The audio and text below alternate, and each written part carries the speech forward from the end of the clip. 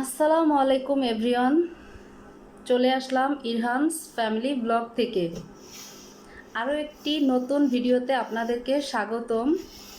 তো আমি এখন আছি আমার বড় বোনের বাসায়। আর আজকে হালকা পাতলা একটু গুড়ি গুড়ি বৃষ্টি হচ্ছে। ভেবেছিলাম আমরা খিচুড়ি পার্টি করব, বাট গতকালকে আমরা খিচুড়ি অলরেডি খেয়ে ফেলেছি। আজকে আর খিচুড়ি করব না। মেরাজ আমার বোনের ছেলে, ও আজকে আমাদেরকে বিরিয়ানি রান্না করে খাওয়াবে। ওর আম্মু বলতেছে ওকে বাসায় রান্না করার জন্য, বাট ও এখন বলতেছে যে ছাদে রান্না করবে, মাটির চুলায়। ও ছাদে পানি, আমার বাচ্চাটা ইরহান বলতেছে ছাদে পানি। তো গুড়ি গুড়ি বৃষ্টি হচ্ছে, সমস্যা হবে না। এখন চলেন আমাদের সাথে দেখেন বিরিয়ানি রেডি করার জন্য, বিরিয়ানি রান্না করার জন্য কি কি ময় মশলা রেডি করেছে সেগুলো এখন আমরা আপনাদেরকে দেখাবো। আর রান্না করবে কিন্তু মেরাজ, ও কিন্তু খুব ভালো রান্না করে, খেতে পারলে বুঝতে পারতেন আসলে। তো এখন আমি আপনাদেরকে নিয়ে যাচ্ছি সরাসরি মেরাজদের কিচেন রুমে, দেখি কি কি সরঞ্জাম রেডি করছে। এখানে চাল নেওয়া হয়েছে 2 কিলোর মতো, আর এখানে 2 কেজি চালের সাথে 3 কিলো মাংস নেওয়া হয়েছে। ইরহান কি করতেছে দেখেন, কি করতেছে তুমি? চাল খাও। আর মেরাজ ইনগ্রিডিয়েন্টসগুলো মিক্স করবে এখন। দেখি বাবা সরো তো, এখানে মশলাগুলো মিক্স করতেছে।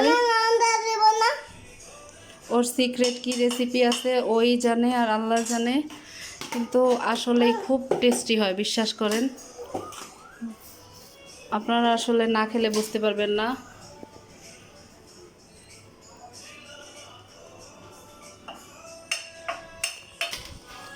এখন আদা রসুন দিবে, আর ওটা কি বাদাম বাটা। দাঁড়াও, আমাদের কাজে হেল্প করতেছে। এগুলা ফ্রিজে রেখে আসো, এগুলার কাজ শেষ। মুবিন গুঁড়া দুধটা নিয়ে আইসো।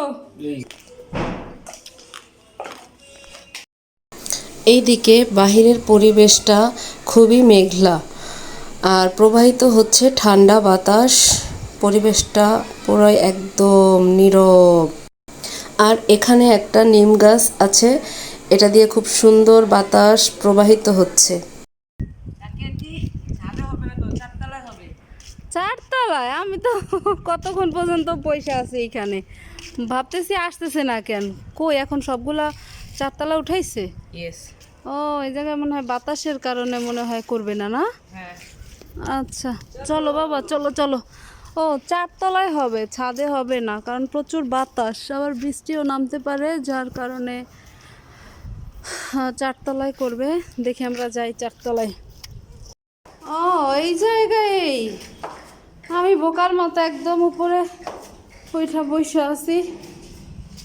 ও স্যার এই জায়গায় সব সরঞ্জাম রেডি করছে, আর আমি, আমারে তো বলস নাই যে ছাদে হবে না, আমি তো জানি ছাদে সব রান্না করবি।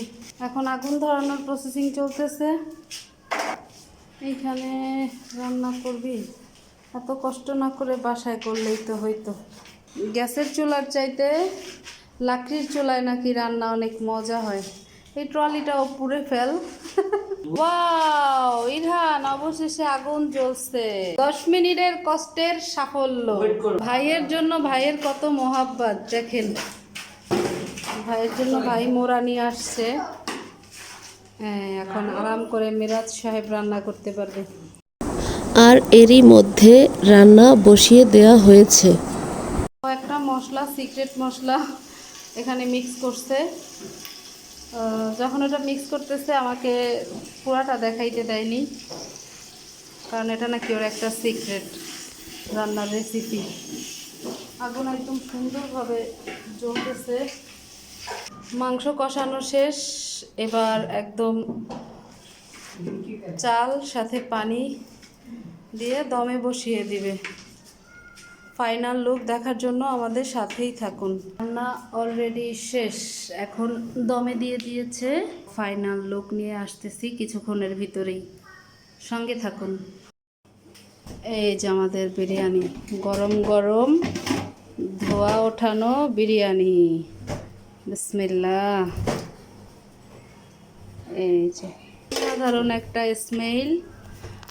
এখন খাওয়ার পালা, সবাই খুব ক্ষুধার্ত। তো এখন আমি শসা লেবু কেটে খাওয়ার জন্য রেডি হই।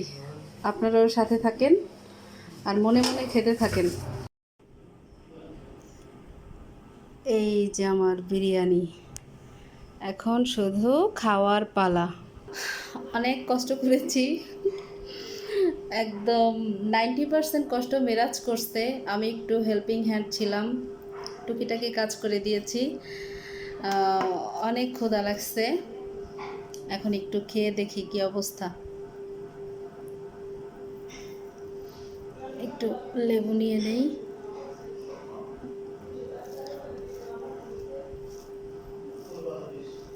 বিসমিল্লাহ।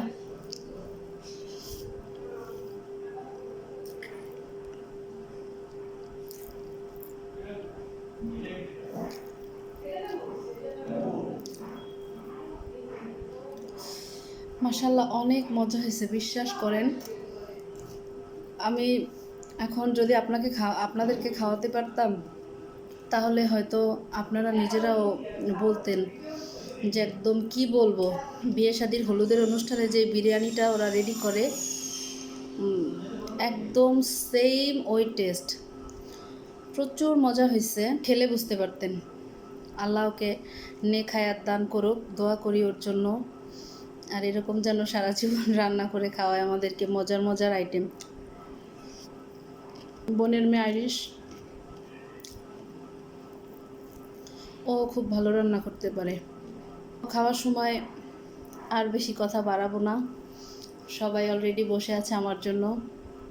আমি এখন ওদের সাথে গিয়ে যোগদান করব। আপনারা ভালো থাকবেন, দেখা হবে নতুন কোনো ব্লগে। আজকের মতো এখানেই বিদায় নিচ্ছি। আল্লাহ হাফেজ।